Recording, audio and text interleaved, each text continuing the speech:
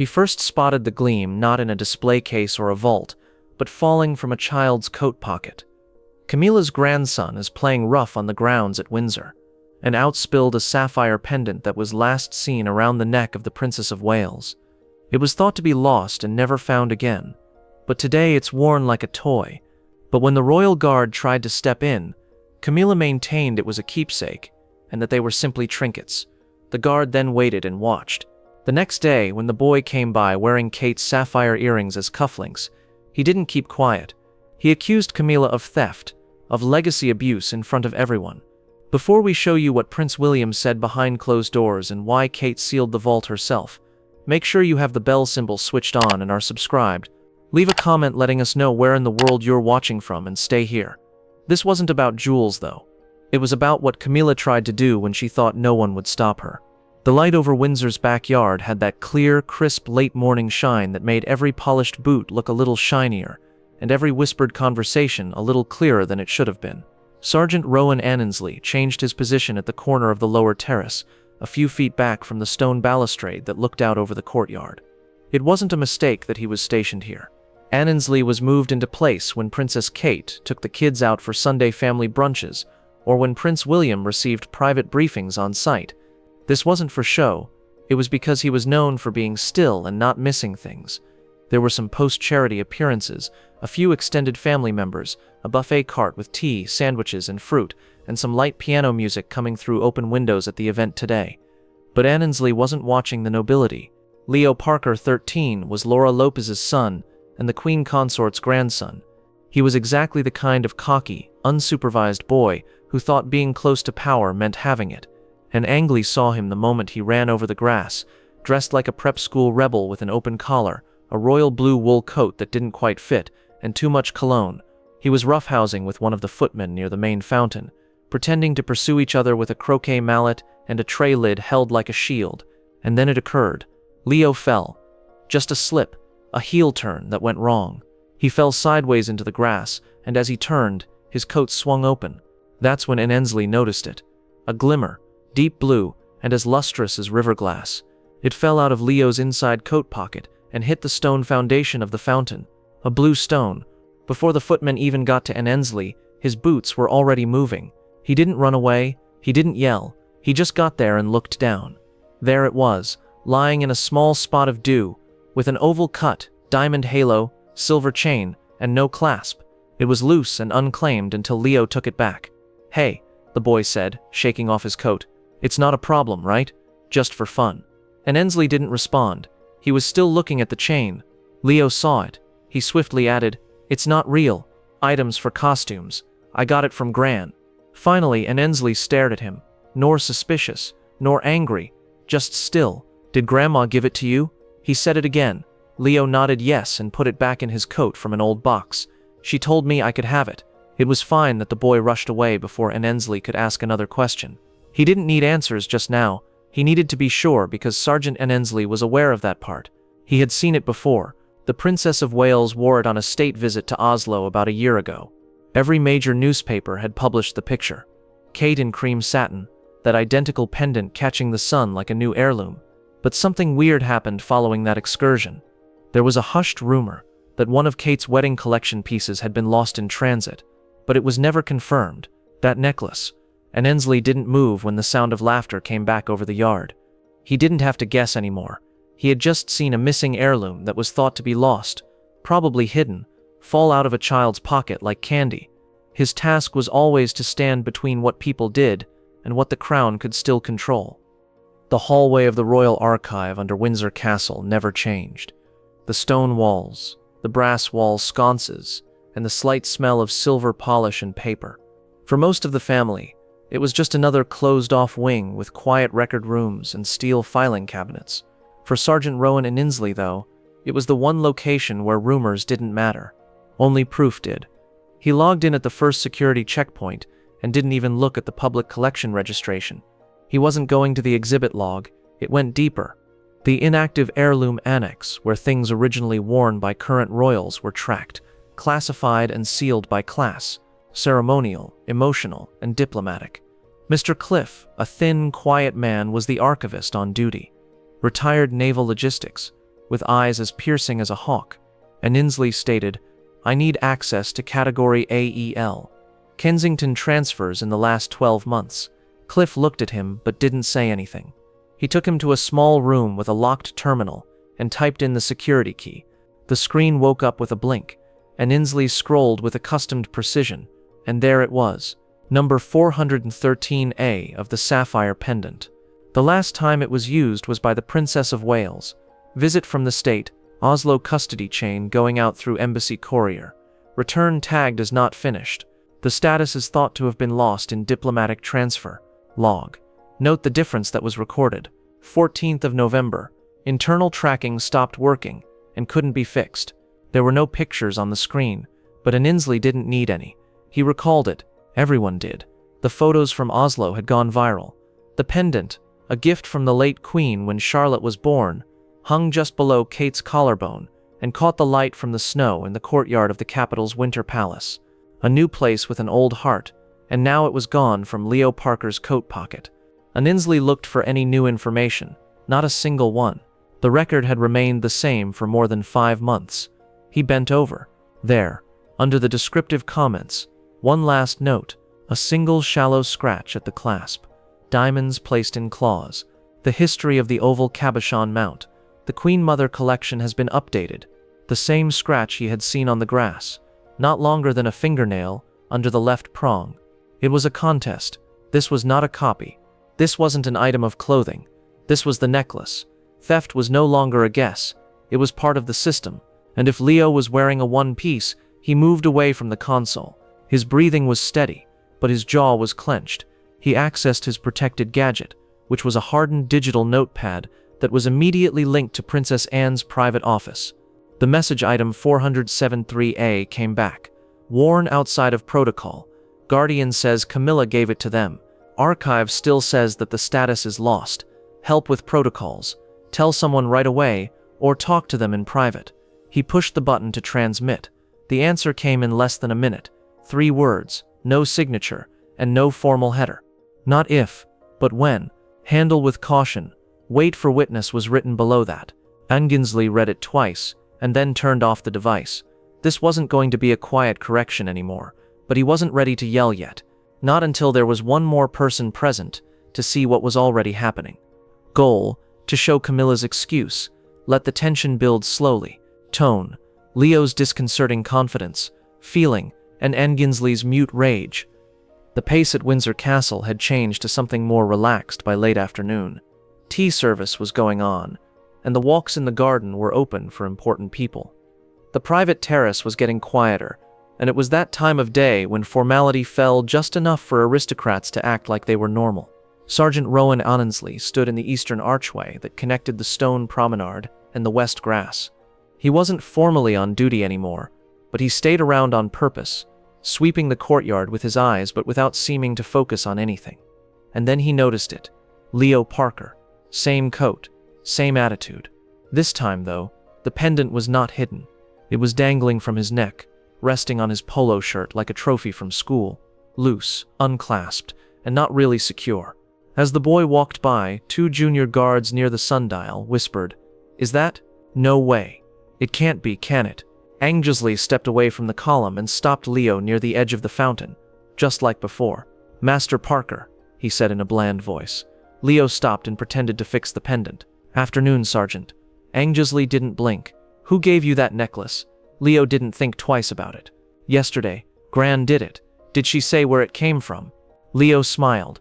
"Instructed me. I could pick something from the red box and instructed me to pick whatever I wanted."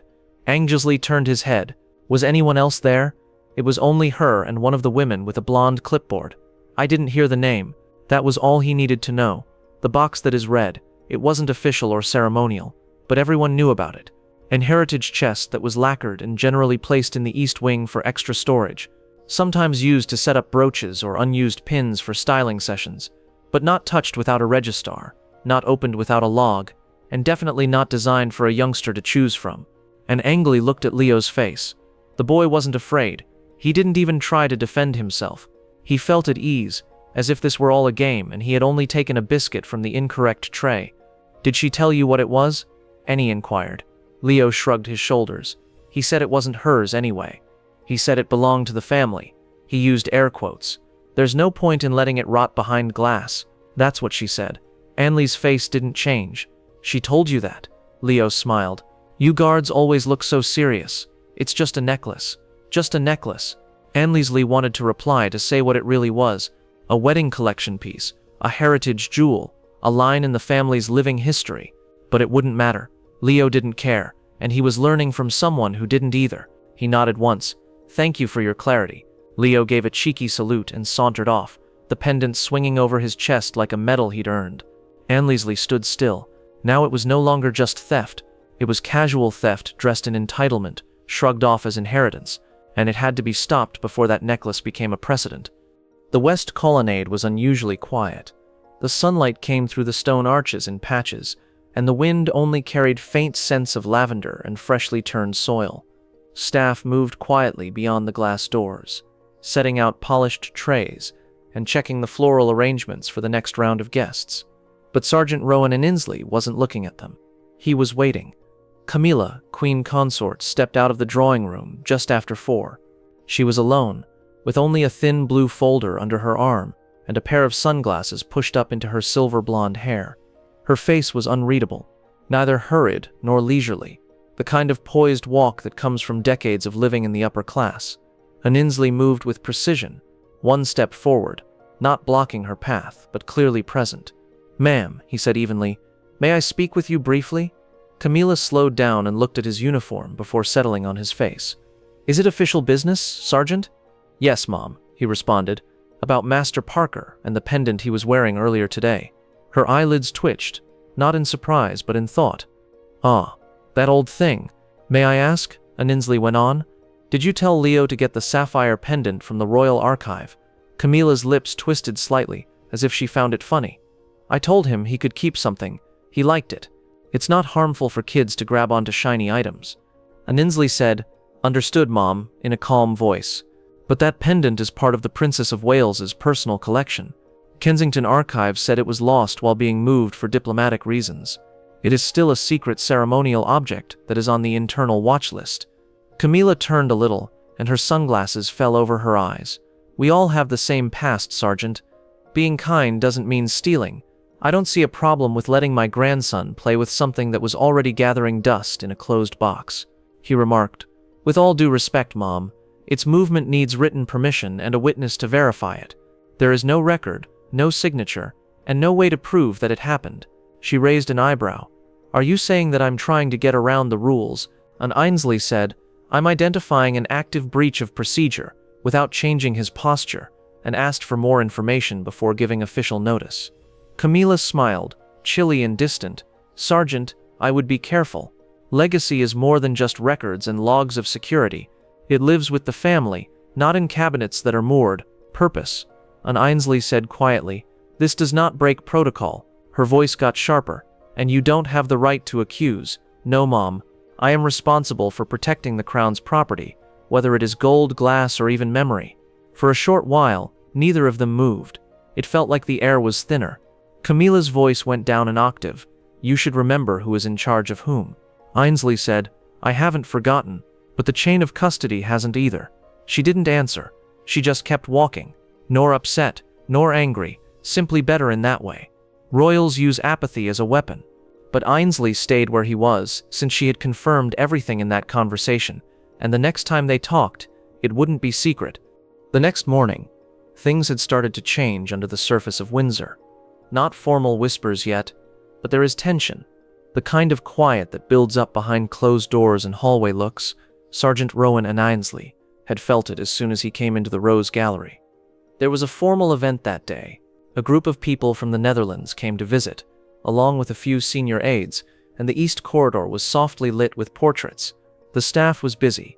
Guests sipped champagne and quietly talked about the new crown molding. Long, courteous beams of light came through the thick window and into the silent room where Leo Parker was. He wasn't playing or jogging anymore. He walked slowly and on purpose, still wearing that blue coat that didn't fit him well, and still looking arrogant, but this time he had more on him. Inslee saw it right away. He didn't look at Leo's face. He looked at his sleeves. The sapphire earrings that Princess Kate wore were poorly placed into the boy's cufflinks. They were flat, with silver wire showing, and just enough flash to catch the light in the room as he walked by a vase.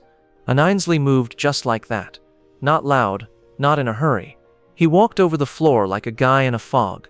He said, "Master Parker," in a calm voice, "can I talk to you?" Leo blinked with surprise. "I am not doing anything," and Ainsley pointed quietly to a side hallway. "Please now." Some visitors were already there. "I don't have to," Leo said. But Ainsley cut him off, not with fury but with tone. "You are now wearing royal property that is lost and is being kept by Kensington. I am asking for it back once." The air felt different. There was tension right away. More people turned their heads. Murmurs got louder. A few aides stood frozen behind their spectacles. Leo couldn't sit still. Gran said. Before he could finish, Camilla walked into the hall. She saw the fight right away. "What's going on here?" she asked. Ainsley stayed still. "Your grandson is wearing 2 valuable artifacts from the Princess of Wales's private collection. One of them was reported missing in November. The second one is just as easy to find. He has both of them. Not logged in. Both are not allowed." Camilla's face got darker. "He is a child. She lost it. This is harassment. I told you to stop." Ainsley's voice got louder, and for the first time, it was clear and formal, reverberating softly off the gallery's marble. "He has royal heirlooms that don't belong to him. That's not something kids do. That is stealing." Gasps spread through the room like a tsunami. A glass fell. Mr. Cliff, one of the archivists, was standing still by the entrance. Another helper put their head down. A third person looked away and pretended to check their phone. Camilla stepped forward and spoke in a low but strong voice. "You are out of order." "No, Mom," Ainsley responded. "I am exactly where the line is drawn." Now everyone knew it. No more murmurs, no more looks. The breach was no longer behind closed doors. There was a name, a witness, and a lot of people. Windsor's rhythm had broken by noon. The reception in the Rose Gallery had quietly ended. Camilla had gone into a separate room with 2 aides and a group of PR people. The Dutch visitors had been politely sent to the conservatory, and Leo Parker was nowhere to be seen, but the stillness was louder than any controversy. Sergeant Rowan and Ainsley stayed beside the column on the west side of the hallway. He hadn't been given a new job. No one had the guts to provide new orders. At least 4 different policemen have said the words, "That's above my grade." And for once, Ainsley didn't push. He just sat there and waited. A dark car drove through the north gate at 1:42 p.m. There were no flags, no motorcade, and no escorts. Just Prince William striding out in a blue wool coat and polished brown shoes, with a blank face and a crisp stride. He didn't talk to anyone or look around at the throng. He moved right through the side passage and into the long hallway of portraits, where he stopped 5 from Ainsley. He said, "Sergeant." Ainsley stood up straight. "Sir." William looked him over, not at his outfit, but at something else that was quieter. "Then you saw it for yourself?" "Yes, sir." "What?" "First, the pendant this morning was wrongly attached to the earrings and placed into his cufflinks, which were on full display in the Rose Gallery." "Where did they come from?" "Sir, the red lacquer box is on the east wing. No access logs or register. The pendant is the same as pendant number 473A from Kensington's Oslo transfer, as shown by both archival records and physical markings." "There's no doubt about the earrings." William slowly nodded. He replied softly, "Kate's. They were a gift from the Queen that she wanted to give to someone else."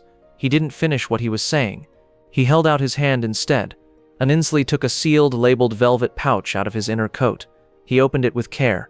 The sapphire pendant was clean of dust but not of memory. William looked at it. No shock, no response, just hold on. He claimed that piece was for Charlotte when she turned 15. A beat went by. He held the pouch for a long time before putting it in his own coat pocket. He said they were going to laugh their way through it. Make it a prop, a souvenir, or something they might give away as an inheritance. Like it didn't matter. Ainsley didn't say anything. He didn't have to. William's eyes met his again, and this time there was no question of loyalty or rules, only agreement. "Sergeant, you did the right thing." Ainsley nodded. "Thanks, sir." William let out a breath. The silence between them lasted a little longer, but it wasn't uncomfortable, it was measured. It seemed as if both guys knew that the next talk would be loud and hard. "Come with me," the prince said. They both went down the hall to the royal chamber. It was time for the reckoning, now that there was a witness to the theft and the heir had come back. People didn't often fight in the royal chamber at Windsor. It was for briefings, ceremonial documentation, and making secret choices behind oak-paneled doors. But today, it felt heavier, like the walls themselves knew what was going to happen. Sergeant Rowan and Inslee stood next to Prince William as he entered. He didn't say anything as he walked to the middle table, where a thick red folder was already waiting for him. An aide had put it there earlier without saying anything. Camilla stood alone on the other side of the room. She didn't seem flustered. She stood there straight, with her chin up and her gloved hands folded over the front of her gray wool coat. But her eyes moved between William and Inslee, with just the right amount of calculating to show that there was a storm brewing inside. William didn't sit down. He inquired, "Where was the red box kept?" Camilla tilted her head a little. "In the cupboard in the east wing. It has been there since before the coronation. It hasn't been touched in years. And you did open it." She gave a smile to practice. "William, it's a box of old things that haven't been utilized. A few things. You can't really believe that every earring and brooch in the family needs a permission slip," William said. "And you gave my mother's heirlooms." Camilla's voice becomes sharper when she spoke to your grandchild. "We are all part of the same family. You might not like it, but that's the way it is. You can't separate the dead by their bloodlines." There was a break. William's jaw tightened. "Then no, but you can separate thievery from memory." He looked at Anley. "Sergeant, you have filed the log." "Yes, sir," Anley said. Both objects were found, documented, and put into sealed custody until they could be returned to Kensington. William nodded. "You did what you had to do." Camilla moved forward. "This is crazy. She lost it. A security official is telling you how generous your family should be. Do you know how small this makes you look?" William's eyes stayed the same. "It looks like someone is taking something that wasn't theirs to give. I told the kid to choose something. That's it. You told him to choose from things that weren't yours." Camilla's face got stiff. The Queen didn't leave a list of things she wanted. The estate included everything. William's voice was colder now. "No. There were some items that weren't documentation. Some things were meant to happen. Charlotte was given that pendant. It was logged, confirmed, and then put on hold until the perfect time. You made it into a costume for a kid." She didn't say anything. Angensley stayed still, not because he was told to leave, but because he was important. He was the one who saw it, stopped it, and brought it up. His silence now said more than Camilla's evasions. William finally took a step back. "We're finished here." Camilla didn't try to follow or make a final jab. She turned to face the doors, and her heels clicked once on the polished stone before she disappeared into the hallway. The room was quiet again, but things had changed. Not simply gotten back, but also reset. Angensley looked at William, who nodded in agreement. The jewels were gone for good, and they would never leave their rightful owners again. That evening, the Range Rover that pulled up to Kensington Palace didn't have any special markings. There was no flag, no escort, and no announcement. It's just a regular Navy sealed security car. The kind that was used when memory traveled gently, not for display, but to keep it secure. First, Sergeant Rowan Annesley stepped out. He didn't have a firearm or a clipboard with him. He simply had a slim black case with 3 locks on it that held the royal seal of Kensington's heirloom archive. The pendant was freshly logged and cleaned, and the earrings were remounted and placed in velvet, as if they had never been touched by fingers that didn't know what they were. The receiving room was already set up. The lights were low, white gloves were next to the registrar's tablet, and Princess Kate stood in the middle in a simple blue dress with her hair pulled back. Her face was unreadable. Annesley came in without any fuss. He went straight to the table and opened the case. Kate's eyes plummeted the minute the clasp popped open. There it was, the sapphire pendant. She had worn it in Oslo, and her daughter had reached for it in a picture shot 3 winters ago. It had disappeared without a trace, but suddenly, it was back. Annelie took a step back. At first, Kate didn't say anything. She moved slowly and gently, reaching for the pendant with her gloved fingers. She twisted it slowly in the light, looking at the clasp and the small scrape near the prong.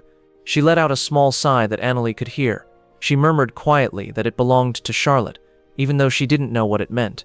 Any of them bent a little. "No one will touch it again." Kate looked up. Her look didn't show any performance.